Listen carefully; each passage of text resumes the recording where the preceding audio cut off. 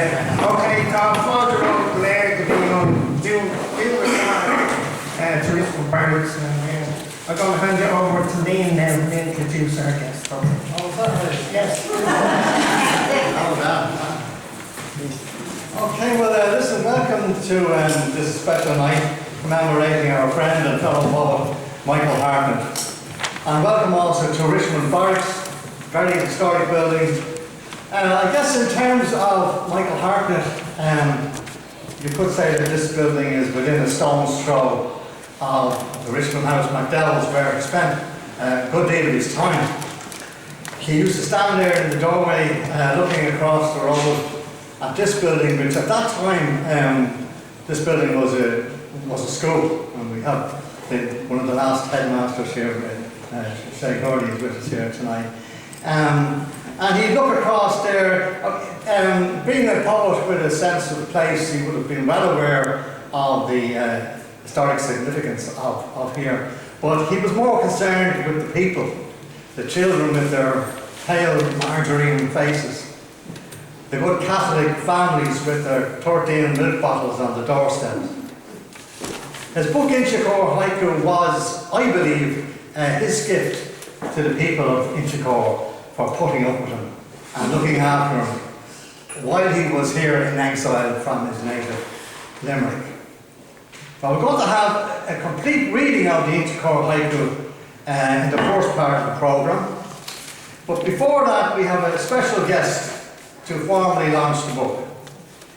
Now, Michael Judd is an actor with a lengthy CV of performances that he's played in both theatre and screen. This includes a performance of Samuel Beckett's All That Fall for invited guests with President Michael D. Higgins and Horace Anukaran. He also played Pozo in Beckett's Waiting for Godot, which toured in 2 venues in Japan. Also a celebration of Jonathan Swift, A Modest Proposal, which ran in Dublin Castle. As mentioned, he's also done a lot of screen work. Some of you might recognise him from his comic role of Billy the Butcher in Killing the Scully. But he's a seasoned Irish actor.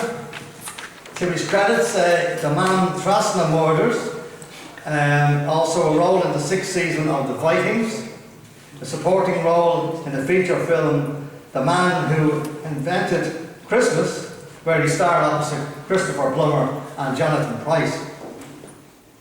However, it's his portrayal of Oscar Wilde which has focused most attention of viewers and critics alike. At present, he's involved in Michael McLeamore's one-man show, The Importance of Being Oscar. So, ladies and gentlemen, I want to give a warm welcome to Michael Judd.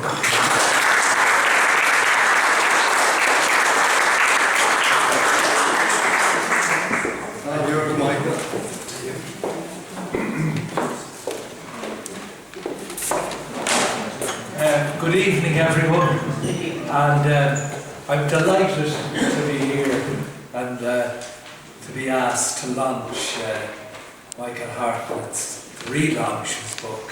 It's a great honour and pleasure. I'm not too far away. I live down the road in Dolphin's Barn, so I'm almost an Inchicore. Distinguished ladies and gentlemen, as you heard, my name is Michael Judd, and I'm delighted again to be asked to launch this beautiful deluxe edition of Inchicore Haiku. I'd never had the pleasure of meeting Michael Hartnet, but in a way I've come to know him through his poetry and what Michael here and Liam have filled me in. His thoughts, Michael Hartnet's, and his feelings, and the mood and how he expressed himself in his poetry, one can get a sense of who this man was. He depicted the world he occupied in his own unique way, and chose a form of poetry called haiku, when settling into the daily trials and tribulations of living in Inchicore, arriving in 1984. It's hard to believe it's 35 years since Michael Hartnet first published his Inchicore Haiku.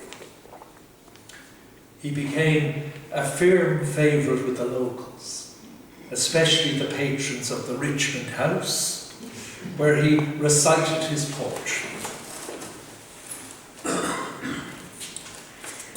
In the Richmond house, a good priest pressed in my palm glad absolution. He enjoyed his 10 years in Inchicore before his final departure on the 13th of October 1999. Now Inchicore has changed a whole lot since Michael wrote the haiku. At the time he wrote it, he was very short of money. We can all identify with that. And he needed the money to raise money for his son's college fees. So publishing haiku marked a return to English after writing only in Irish for 15 years. In one of his haiku, he says, "My English dam bursts and out stroll all my bastards. Irish shakes its head." Life in Inchicore in 1995 describes the poverty in the area and at the same time illustrates the area's charm and its unique place in the city of Dublin.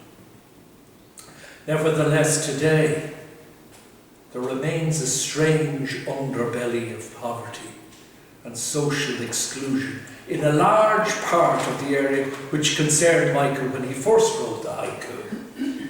And I just want to read one piece there, which brings that in, for me anyway.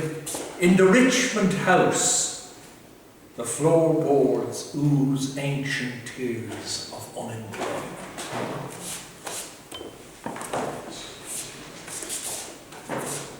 The haiku is as relevant as ever today and still has much to say about concurrent conditions in the society of 2019.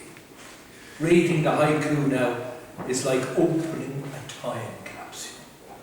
So it's my great pleasure to launch this deluxe edition of Inchicore Haiku, and I commend Michael and Lee, who both work tirelessly to keep the artist at the centre and the heart of their community. And for tonight, for keeping the memory of Michael Hartnet alive and fresh in the area that he loved so much. Thank you.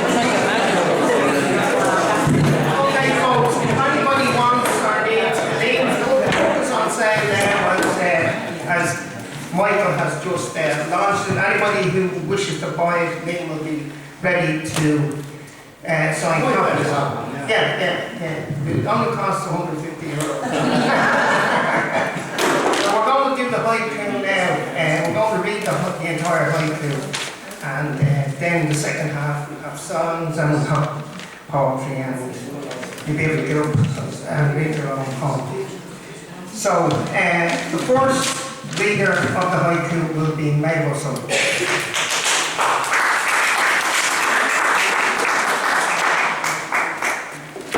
Inchicore haiku by Hartnet. 1. Now in Inchicore, my cigarette smoke rises like lonesome pub talk. 2. Down in Glendara, noises wake an anxious house. I hear the doors slam. 3. Dark sits here in me, and I leave all the lights on, but nobody calls. 4. Rain turns creator, and the dandelions explode into supernovae. 5. From daffodil cups, we drank paddy and ginger, the spring hangover. 6. No goldfinches here, puffed sparrows in sun patches like Dublin urchins. Thank you. Next reader is Jane O'Brien. 7. Stalking Emmet Road, a shocked rook blessed me with crusts, manna for the dead. My English dam bursts, and out stroll all my bastards. Irish shakes its head. Somewhere in the house, a tap gushes out water, sounds of someone else. 10. I perfume myself with the sweat of loneliness, bed a dead meadow. 11. On a brick chimney, I can see all West Limerick in a jackdaw's eye. 12. Poets drink poems in the noise of the dark day, nights at the window. Thank you. The next reader is Frank Allen.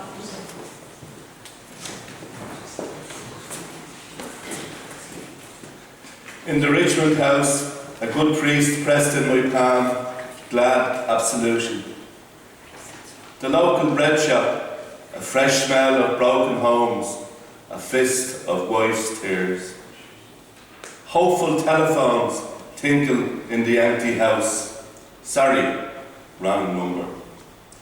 In the sad canal, my face and a broken wheel, debris of dead tribes. Songs from my young days and high spirits in small towns. Ash floats in the air. I push in a plug. Mozart comes into the room, riding a cello. Thank you very much.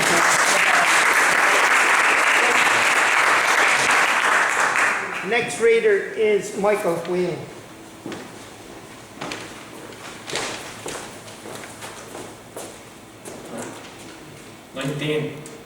In local chippers, sad cod dream in fresh batter. The Atlantic cries. 20. My father, now lost, give me the mind of a Christ. I drink with Pilate. 21. In the empty house, the doorbell calls, company. I hide on the stairs. There is no darkness in my technicoloured soul, like a made-up horde. 23. Bags of onion sets and a sense of lost gardens bring tears to the heart. 24. Sparrows mate on trees. Lawnmowers, restless in sheds, grant one night of sleep. Thank you very much. The next reader is Mary Buckingham.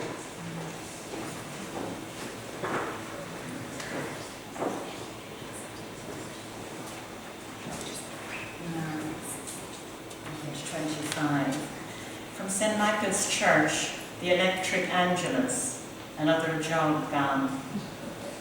My liver sneers up from the bottom of a glass, snug in golden hell. I want the country. Here trees grow out of cement and paper leaves fall. A dead river flows on under the live bridges and fishermen weep. Poes visit me, day of wine and aubergines, the cuckoo clucks. The cats that sit and warm in the partitioned garden, I stroke my whiskers. Thank you very much. The next reader is Ethnic Covenant.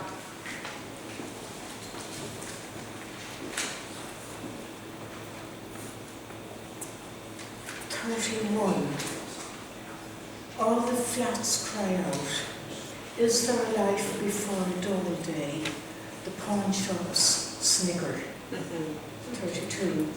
A pint of Guinness, black as my Catholic heart, black as broken vows.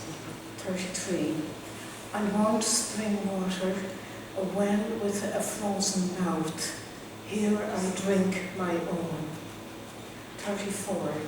I watch the sky change, the moon swallowing the stars, dandelions go grey. 35. Hollows in my cheeks, death giving me its dimples, a tap drops a tear. Thank you very much. Next reader is Susan Flynn.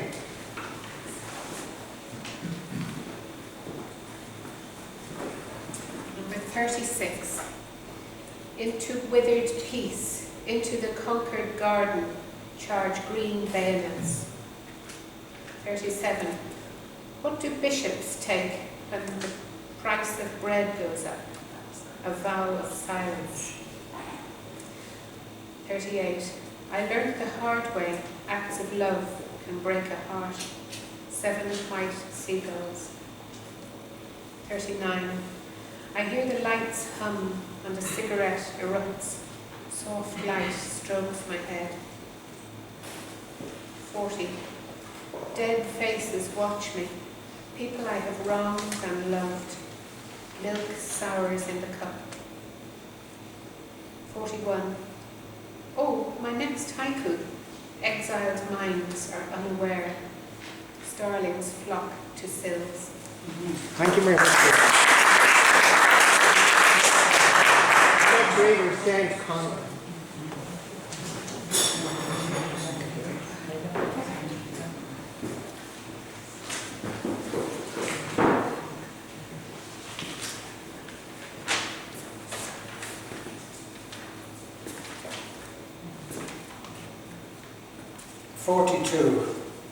The top drops a tear. The bud thinks it's a crocus. I am full of salt. 43. Watching all the slums replace his tribal village. An old barracker. 44. I'm stopped in the street. A stranger tells me his sins, and he forgives me. 45. I can hear the sea, miles from the healing beaches, in my room's seashell. 46. Sanctifying grace, a seagull and a jackdaw, the kiss in the sky. 47. Children wrapped in dusk, smells of apple and ice cream. I cry lemonade. Thank you very much.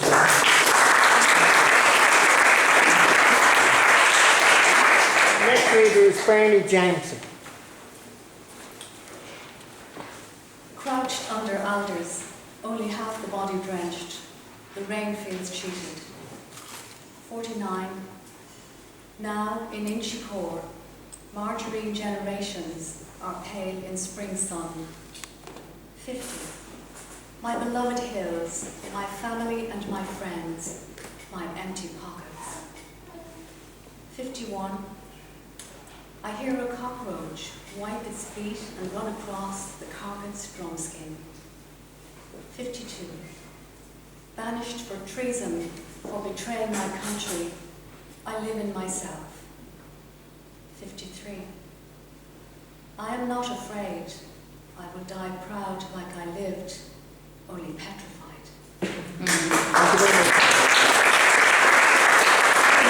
Next reader is Declan Collins. All around, bright lights, windows of one well secured. I step on a snail. Along Emmett Road, politicians' promises blow like plastic bags. My wife, my children, noise of spring approaching. My 3 white seagulls. Clouds collide above, stars gossip incessantly. Noise will drive me mad. Daisies stand at ease, then tulips shout, "Attention!" Lawnmowers open fire. The warm dead go by in mahogany boxes. They're well housed at last.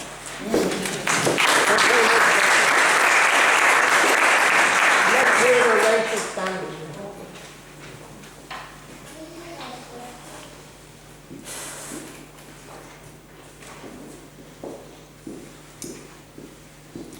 Rachel Stanley. 60. A long way to go with all my elm trees withered. I was a canal. In the Richmond house, the floorboards ooze ancient tears of unemployment. 62. Now no one can fill the bare desert of my bed, nipples like Rolos. 63. Then a morning bird, and I laugh at my poems. Hope breaks down the door. 64. Blackbird, robin, thrush. I cannot place the singer. Exile blunts the air. 65. The seed is the nut, and green leaves are brown compost. Hope goes down the stairs. Thank you very much. Next reader is Anne Tannum. 66. Things are still alive. A mouse, a sprouting onion. Things I will not kill. 67. In local chippers, queuing for carbohydrates, a dwarfed people. 68. Women in the street, all sleek suburban housewives. I turn away my eyes. 69. Shame, says the Kaymak, dying in its unwashed bed. Dustbins bathe in it. 70. Women in the street, faces the colour of fear. I turn away my eyes. 71. I make the sad verse, but hope keeps interfering. Forget-me-nots wink. Thank you very much, Anne. Next reader is Catherine Ann Coe.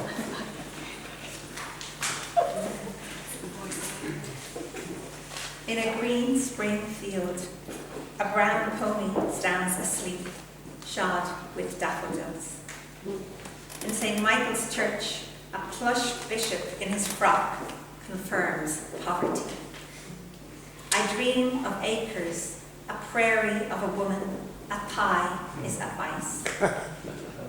Spiders lament as the last moth in Dublin dies. Cars are exhausted. Where houses once stood, thistledown there, as white as politicians' smiles. Thank you very much. Next reader is Ray Moore.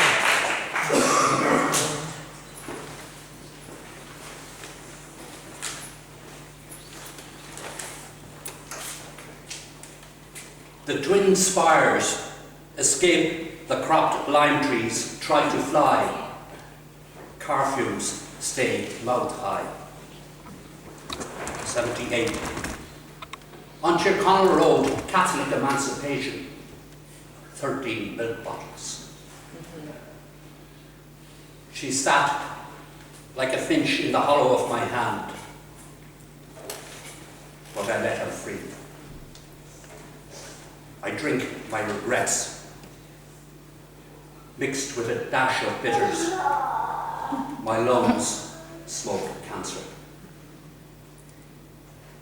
Books and poems flood my room in a white deluge. My pen hides from me. Dying in exile, to die without a people, is the real death. Thank you very much. Lastly is Liam O'Mara.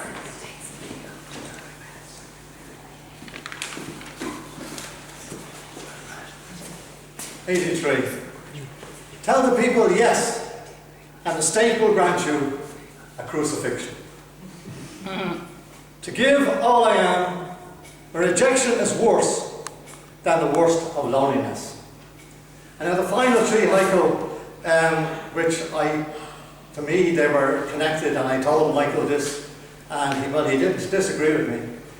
I mentioned earlier how he used to look across at St. Michael's Flats, and these three are directly about the people of St. Michael's Estate.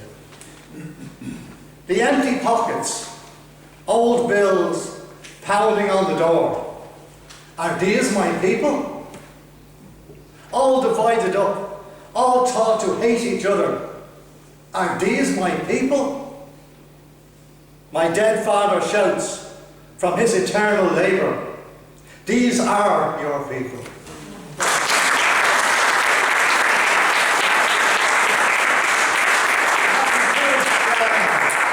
Before reading of Inchicore, you rarely get to have a whole book till you read it along to it. Fantastic. Will we have a song, Michael? I think we should just allow about 3 or 4 minutes just to chat or something. Just to break the... And we will have a song then, and then we'll have some entertainment.